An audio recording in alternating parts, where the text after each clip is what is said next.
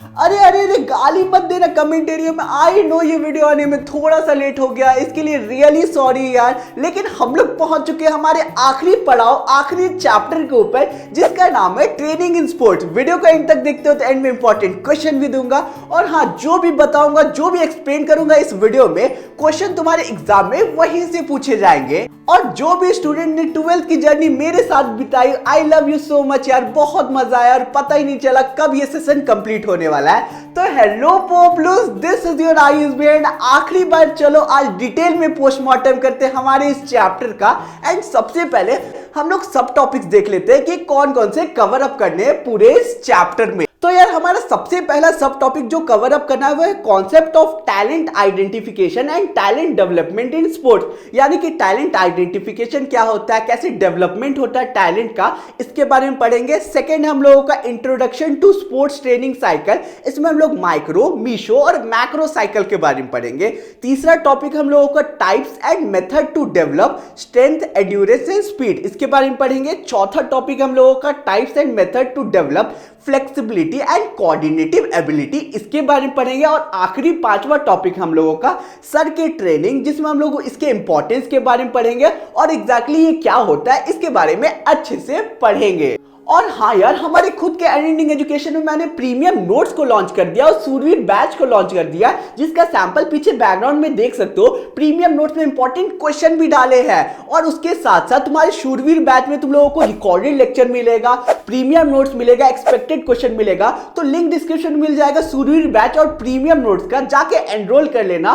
Worth it चीजें तुम लोगों को वहां पे मिलने वाली है। तो अब चलो हम लोग हमारे चैप्टर को स्टार्ट करते हैं। तो यार सबसे पहले कुछ बेसिक टर्म्स के बारे में जानते हैं। सबसे पहले ट्रेनिंग क्या होता है। ट्रेनिंग का सिंपल सा ये मतलब है कि ये एक ऐसा प्रोसेस है जिसमें हम लोग प्रिपरेशन करते हैं कोई भी टास्क के लिए, यानी कि कोई भी काम को करने के लिए हम लोग जो तैयारी करते हैं ना, उसे ट्रेनिंग कहते हैं। सेकेंडली, ट्रेनिंग इन स्पोर्ट्स क्या होता है। इसका सिंपल से ये मतलब है कि रेगुलर प्रैक्टिस और रेगुलर एक्सरसाइज किया जाता है ताकि स्पोर्ट्स के फील्ड में परफॉर्मेंस को इंक्रीज किया जाए और कोई भी बंदा जो है वो स्पोर्ट्स के फील्ड में अपना बेस्ट दे सके।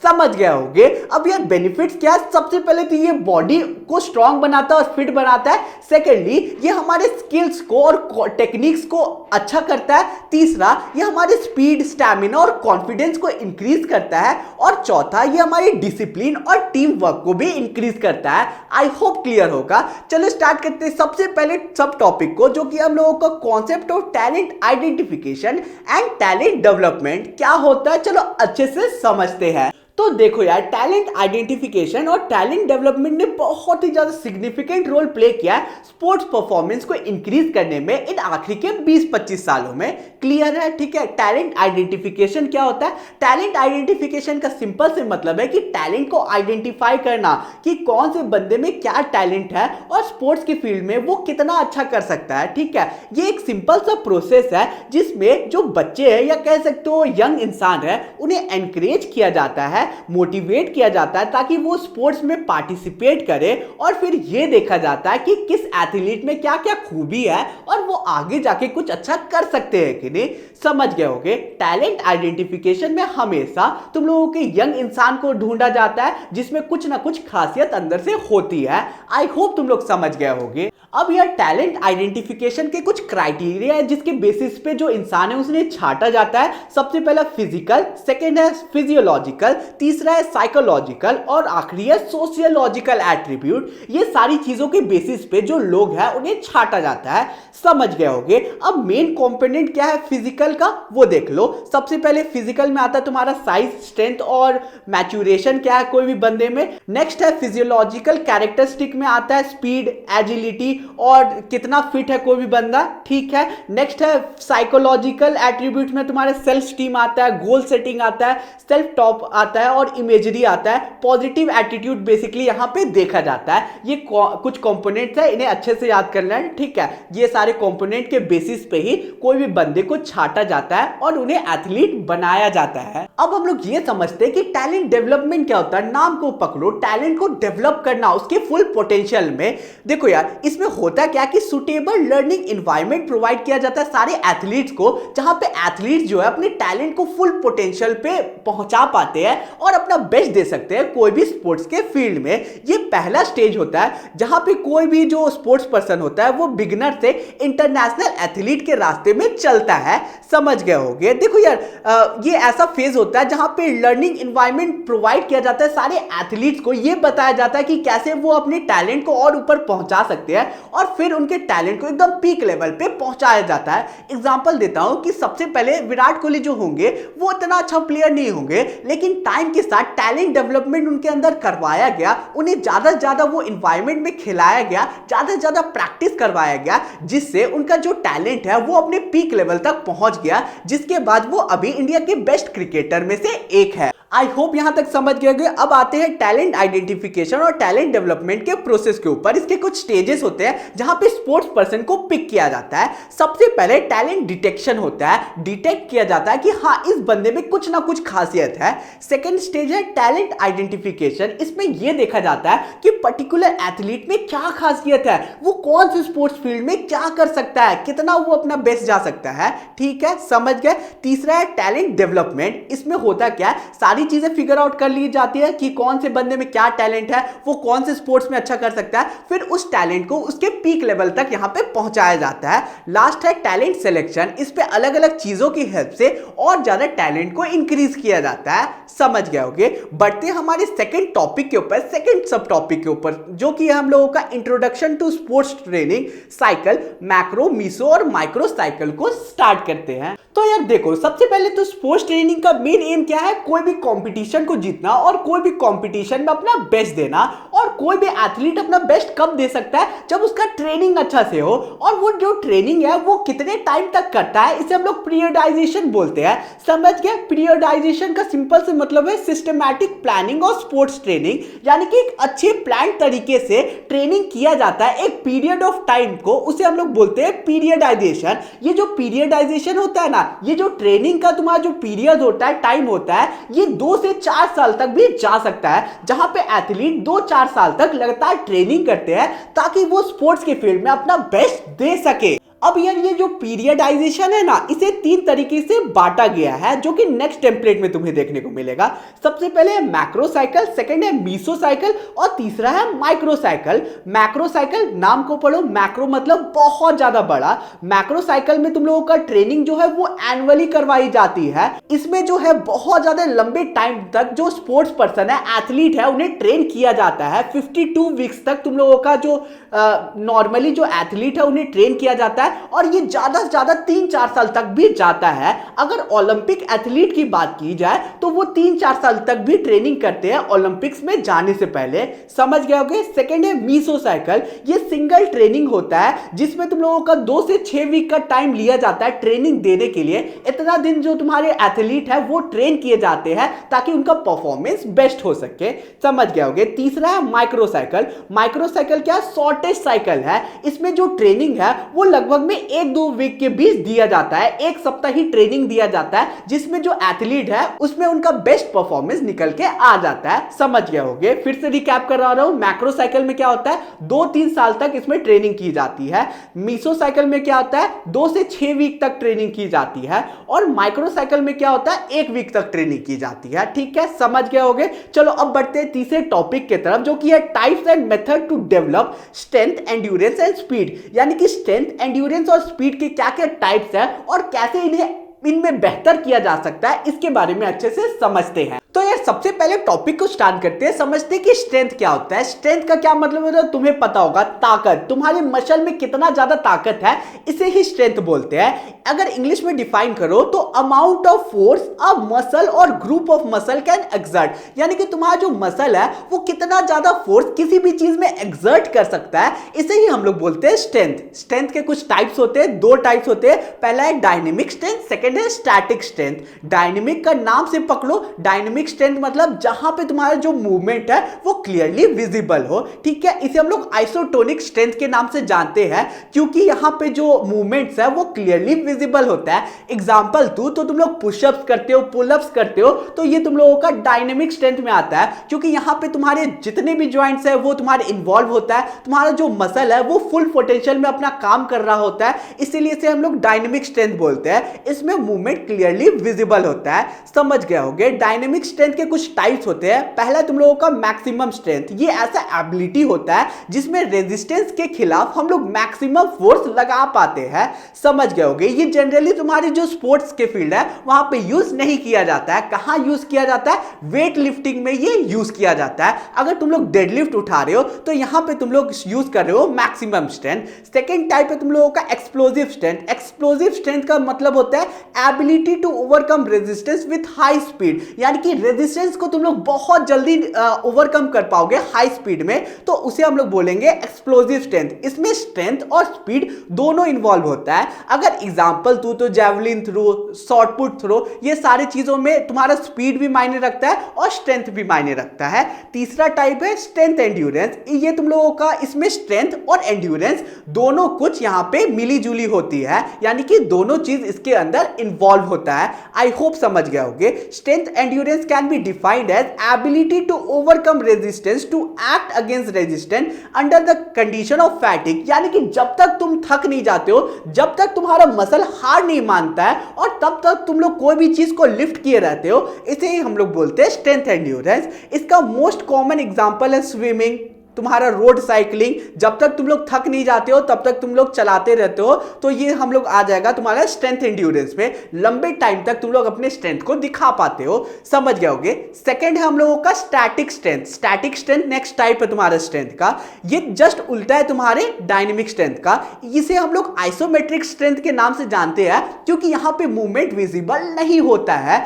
एग्जाम्पल दूं तो तुम लोग प्लैंक करते हो, तो कोई भी बंदा तुम्हें देख के बता देगा कि तुम्हारे प्लैंक तुम लोग कर रहे हो तो कितना ज्यादा तुम्हारे अंदर फोर्स लग रहा है मसल को, कोई नहीं देख के बता सकता है। लेकिन जो कर रहा है उसका फटा पड़ा होता है, जो प्लैंक कर रहा होता है, क्योंकि उसमें मसल का पूरा फुल टेंशन पेट में लग रहा होता है और ये चीज जो कर रहा है उसे फील हो रहा है, लेकिन सामने वाले को नहीं पता चल रहा है कि कितना ज्यादा प्रेशर वहां लग रहा है। तो ऐसा मूवमेंट जो शो नहीं हो रहा है तुम्हारे बॉडी में, तो उसे हम लोग बोलते हैं तुम्हारे स्टैटिक स्ट्रेंथ। इसमें पूरा मसल इन्वॉल्व है, ठीक है, फुल पोटेंशियल पे, लेकिन सामने वालों को नहीं पता चलेगा। सेकेंड है वॉल सिट। वॉल सिट करके देखना, तुम्हारा फुल पोटेंशियल लगेगा लेकिन सामने वाले को पता नहीं चलेगा कि तुम्हारा जो है स्ट्रेंथ लग रहा है उसमें। इसमें तुम्हारा जो मसल है वो तुम लोगों का ज्यादा यूज नहीं होता है, तुम्हारा जो जॉइंट्स है वो ज्यादा मूवमेंट नहीं शो करता है। ठीक है, समझ गए। अब आते हैं मेथड्स ऑफ इंप्रूविंग स्ट्रेंथ। कैसे तुम लोग स्ट्रेंथ को इंप्रूव कर सकते हो? सबसे पहले आइसोमेट्रिक एक्सरसाइज करो, ज्यादा से ज्यादा पुल अप करो, पुशअप करो, जिसमें तुम्हारे जॉइंट्स और मसल ज्यादा से ज्यादा इन्वॉल्व हो, जिससे क्या होगा, तुम्हारा जो स्ट्रेंथ लेवल है वो इंक्रीज होगा। सेकंड है आइसोटोनिक एक्सरसाइज। ऐसे एक्सरसाइजेस परफॉर्म करो जिसमें ज्यादा मूवमेंट विजिबल ना हो, जैसे कि प्लैंक कर लो, जैसे कि वॉल सिट कर लो, ठीक है, ये सारी चीजें करोगे तो तुम्हारा स्ट्रेंथ लेवल इंक्रीज होगा।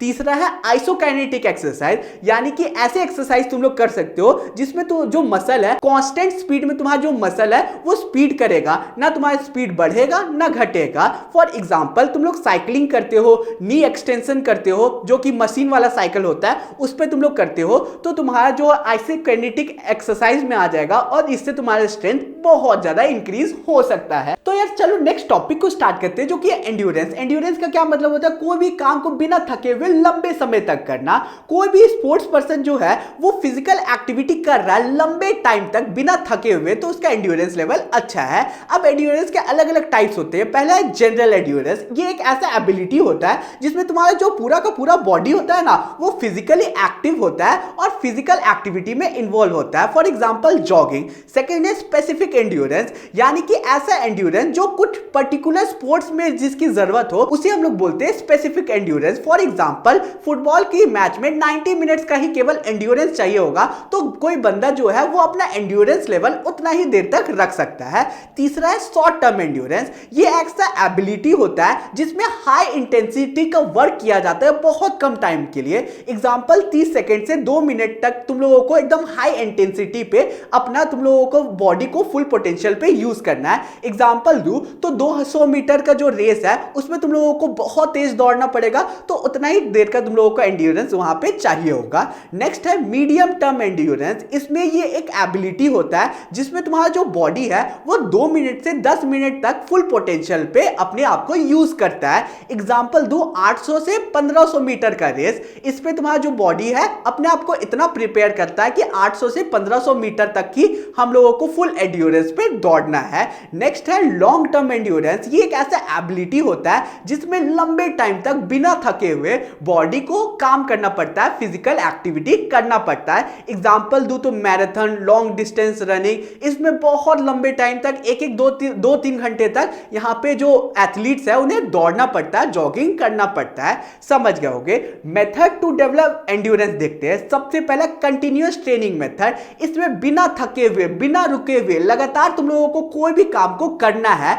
एक चीज ध्यान में रखना है कि तुम लोगों को रुकना नहीं है। इसमें होता क्या है कि तुम्हारा जो हार्ट है ना वो बहुत तेजी से पंप करता है ब्लड को, ठीक है, जिससे तुम्हारा जो ऑक्सीजन का सप्लाई है बॉडी में वो बहुत ही ज्यादा इंक्रीज हो जाता है। और तुम अगर एक वीक तक इसे फॉलो करते हो कंटिन्यूअस ट्रेनिंग मेथड को, तो तुम्हारे में बहुत अच्छा इंप्रूवमेंट दिखेगा। एग्जांपल दूं तो तुम लोग कोई भी जॉगिंग करते हो या फिर रनिंग करते हो और लगातार बिना रुके हुए, बिना थके हुए 1 घंटे तक दौड़ते रहते हो, तो यहां पे होगा क्या कि तुम्हारा बॉडी का जो एंड्योरेंस लेवल है वो धीरे धीरे बढ़ जाएगा। साइकिलिंग अगर 40-50 मिनट तक करते हो बिना रुके हुए, डेली करोगे तो एंड्योरेंस बढ़ जाएगा। सेकंड है इंटरवल ट्रेनिंग मेथड। इसमें होता क्या है कि जो एथलीट है ना वो बीच बीच में रुक कर काम को कंटिन्यू करता है। यानी कि एग्जांपल दूं तो 400 मीटर वो बहुत तेजी से दौड़ेगा और फिर धीरे धीरे वो जॉगिंग करेगा 400 मीटर के बाद 2-3 मिनट तक, फिर वो दौड़ेगा तेज, फिर वो 2-3 मिनट जॉगिंग करेगा। तो ये हम लोगों का इंटरवल ट्रेनिंग मेथड, जिसमें बीच बीच में एथलीट्स रेस्ट लेते हैं। समझ गए होंगे। तीसरा है हम लोगों का फार्टलेट ट्रेनिंग मेथड। इसे हम लोग स्पीड प्ले के नाम से जानते हैं। ये एक ऐसा मेथड होता है जहां पे जो रनर होता है वो अपने वेरिएशन को चेंज करता है। एग्जांपल दूं तो सबसे पहले वो स्लो जॉगिंग करेगा, फिर बहुत तेजी से अपना स्पीड को बढ़ा देगा, कुछ देर बहुत तेज दौड़ने के बाद वो जल्दी जल्दी केवल चलने लगेगा, फिर उसके बाद वो अपना वेरिएशन चेंज करेगा और फिर बहुत तेज दौड़ने लगेगा। यानी कि साइमल्टेनियसली अपने एक्शन को वो चेंज करेगा, जिससे उसके अंदर एंड्योरेंस बहुत ही ज्यादा इंक्रीज हो जाएगा। आई होप क्लियर होगा। तो अब चलो हम बढ़ते हैं नेक्स्ट टॉपिक की तरफ और स्पीड को अच्छे से समझ लेते हैं। तो यार देखो, स्पीड क्या होता है? स्पीड का मतलब होता है कि कितने तेजी से तुम लोग कोई भी काम को कर सकते हो। अगर स्पोर्ट्स की फील्ड में बात करें तो speed in sports mean ability of a player, यानी कि ऐसी एबिलिटी प्लेयर की जिससे वो अपने बॉडी पार्ट को बहुत ही तेजी से मूव कर सके, उसे ही हम लोग बोलते हैं स्पीड। समझ गए होगे। स्पीड के कुछ टाइप्स होते हैं।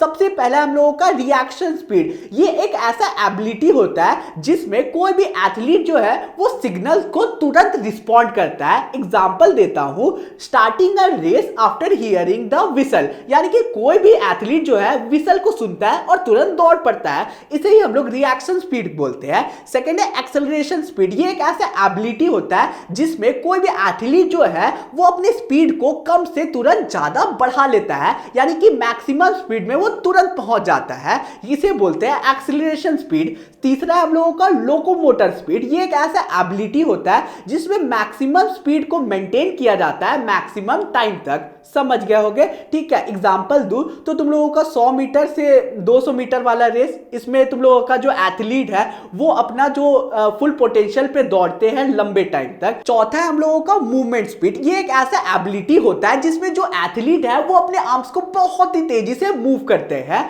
फॉर एग्जांपल बॉक्सिंग में तुम लोग देखते होगे कि जो बॉक्सर है वो अपने हाथों को बहुत तेजी से चलाता है। पांचवा है स्पीड एंड्योरेंस। स्पीड के साथ एंड्योरेंस, यानी कि स्पीड में दौड़ना एकदम लंबे टाइम तक, इसे ही हम लोग बोलते हैं स्पीड एंड्योरेंस। जनरली मैराथन में ये सारी चीजें होता है कि एक कांस्टेंट स्पीड में दौड़ा जाता है लंबे टाइम तक, ठीक है। समझ गए। Method to develop speed. कैसे स्पीड को डेवलप कर सकते हो? सबसे पहला एक्सेलरेशन रन। इसमें होता क्या है कि एथलीट को कम टाइम में अपने मैक्सिमम स्पीड में पहुंच जाना होता है और ये चीजें वो 6 से 12 बार रिपीट करता है ताकि उसकी जो स्पीड है वो इंक्रीज हो और एज ग्रुप के अकॉर्डिंग इसे चेंज किया जाता है। जनरली 6 सेकंड के अंदर कोई भी इंडिविजुअल, कोई भी एथलीट जो है वो अपने मैक्सिमम स्पीड में पहुंच जाता है। क्लियर है। नेक्स्ट है पेस रन और रेसेस। इसमें होता क्या है कि एथलीट जो है वो लंबे टाइम तक कांस्टेंट स्पीड में दौड़ते हैं बिना थके हुए।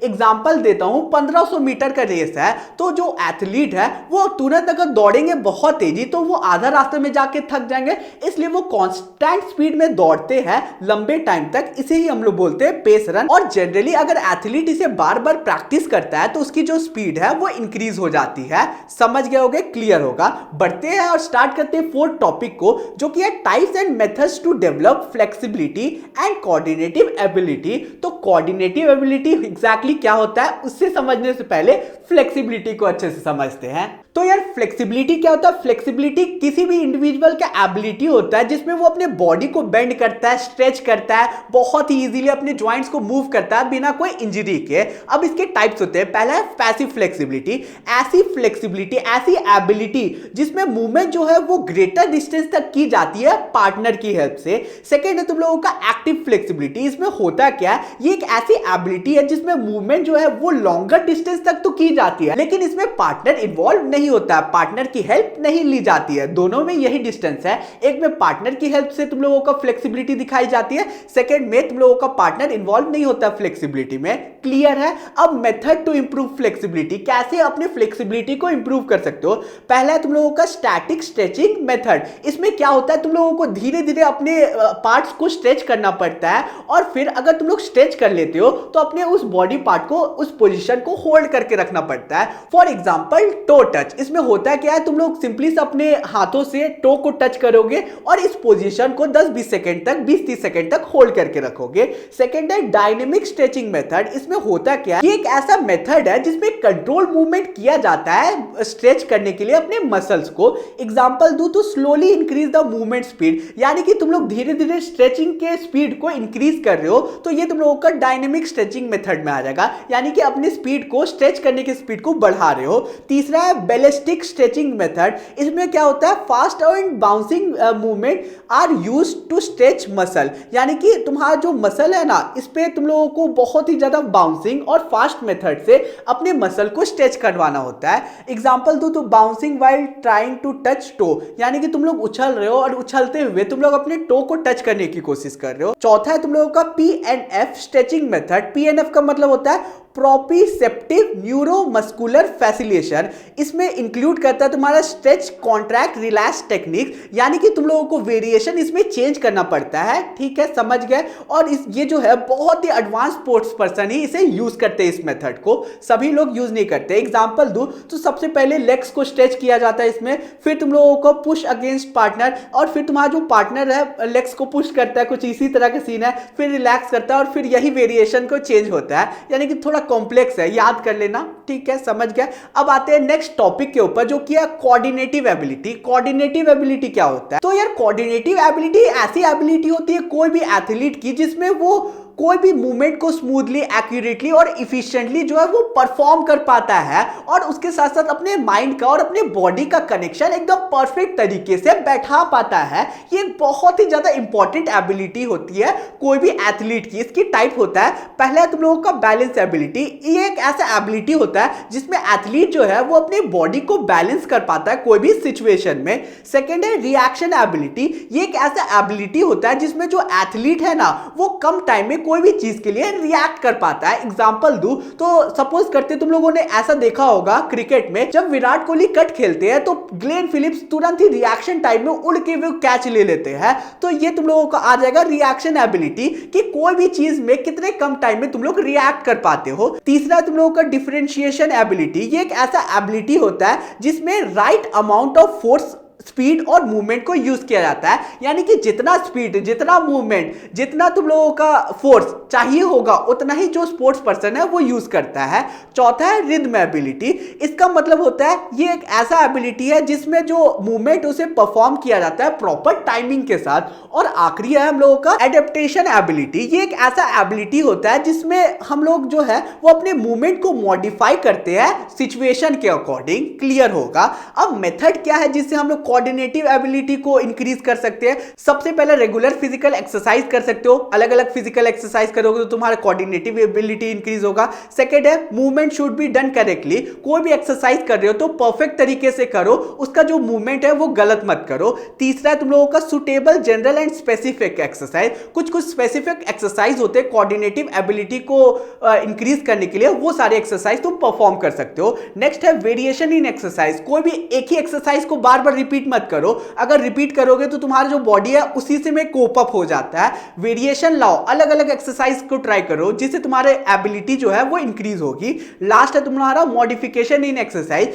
एक्सरसाइज को मॉडिफाई करके करोगे तो तुम्हारा जो कोऑर्डिनेटिव एबिलिटी है वो धीरे धीरे बहुत ही ज्यादा इंक्रीज होगी। आई होप यहां तक क्लियर होगा सारी चीजें। प्लीज यार चैनल पे नए हो तो सब्सक्राइब कर देना, वीडियो को लाइक कर देना, क्योंकि तुम्हारे लिए बहुत ज्यादा मेहनत करता हूं। तो अब चलो बढ़ते हैं हमारे आखिरी टॉपिक की तरफ, जो कि है सर्किट ट्रेनिंग क्या होता है और उसका इंपॉर्टेंस क्या है, ये अच्छे से समझ लेते हैं। तो देखो यार, जो हमारा सर्किट ट्रेनिंग है ना, इसे डिजाइन किया गया था जीटी एडम्सन ने और आर.ई. मॉर्गन ने डिजाइन किया था 1957 में। याद कर लो डेट और याद कर लो कि किसने डिजाइन किया था, एमसीक्यू में पूछा जा सकता है। उसके बाद क्या है, ये एक ऐसा साइंटिफिक अरेंजमेंट है ना एक्सरसाइज का, जिसको सिस्टमैटिक ढंग से और बिना रुके हुए किया जाता है लगातार। ये एक ऐसा मेथड है ट्रेनिंग का जिसमें कोई भी पर्सन को रेगुलर डिफरेंट एक्सरसाइज परफॉर्म किया जाता है, एक के बाद एक, बिना थके हुए, बिना रुके हुए, सिस्टमैटिक ढंग से। एग्जांपल देता हूं कि कोई भी स्पोर्ट्स पर्सन जो है, सबसे पहले उसे पुशअप करवा लिया जाता है लगातार बिना रुके हुए। 20 पुशअप करेगा, उसके बाद 20 स्क्वाट्स करवा देगा, उसके बाद 50 पुलअप्स करवा देगा और उसके बाद दौड़ा दिया जाएगा। और यही जो साइकिल है बार बार रिपीट करवाया जाता है। तो इसी सिस्टमैटिक ट्रेनिंग एक्सरसाइज को हम लोग बोलते हैं सर्किट ट्रेनिंग। क्लियर होगा, एग्जांपल आएगा, लिख लोगे, बहुत बड़ी चीज नहीं है। अब इंपॉर्टेंस क्या है सर्किट ट्रेनिंग का, वो अच्छे से समझ लेते हैं। सबसे पहला चीज तो ये है कि मैक्सिमम रिजल्ट मिलता है मिनिमम टाइम में, यानी कि किसी भी इंसान को ज्यादा से ज्यादा फिजिकली फिट होना है कम टाइम में, तो ये एकदम परफेक्ट प्लान है। सेकंड है आइडियल फॉर बिगिनर्स। कोई भी बिगिनर्स के लिए ये एक मस्त चीज है जिसमें उसका मन भी लगा रहेगा और वो बोर नहीं होगा। तीसरा क्या है, सारा जो बॉडी पार्ट्स है वो एक बार में इन्वॉल्व हो जाता है, जिससे ज्यादा बेनिफिट मिलता है। कार्डियो और स्ट्रेंथ ट्रेनिंग भी एक साथ में हो जाती है और पूरा बॉडी एकदम फिट होता है इससे। नेक्स्ट क्या है, ज्यादा कैलोरीज बर्न होता है कम टाइम में और ज्यादा बोर भी नहीं होगे। नेक्स्ट क्या है कि बहुत सारे बंदे, बहुत सारे एथलीट एक बार में तुम्हारा सर्किट ट्रेनिंग परफॉर्म कर सकते हैं। ये इनके बेनिफिट्स है। आई होप तुम लोगों को सारी चीजें अच्छे से क्लियर हो गई होगी। तो यार इसी के साथ आज का हमारा पूरा वीडियो बहुत ही अच्छे से कंप्लीट होता है। प्रीमियम नोट्स याद से जाके हमारे ऐप से ले लेना, परचेज कर लेना, क्योंकि मोस्ट ऑफ द क्वेश्चन तुम्हारे बोर्ड एग्जाम में इसी से मैच होने वाला है। और उसके साथ साथ अब तुम्हारे स्क्रीन में इंपॉर्टेंट क्वेश्चन दिख रहा है, ये क्वेश्चन एग्जाम के पर्सपेक्टिव से इंपॉर्टेंट है। ऐसा चाहिए तो टेलीग्राम ग्रुप ज्वाइन कर लेना, और जो भी चीजें मैंने इस वीडियो में पढ़ाई है उसकी नोट चाहिए होगा तो टेलीग्राम ग्रुप में मैं सेंड करने वाला, लिंक डिस्क्रिप्शन में, जाके ज्वाइन कर लेना। और क्वेरी होगी तो इंस्टा पे फॉलो करके मैसेज कर लेना, मैं सबको रिप्लाई देता हूं। तो यार मिलते हैं नेक्स्ट वीडियो में, बाय बाय।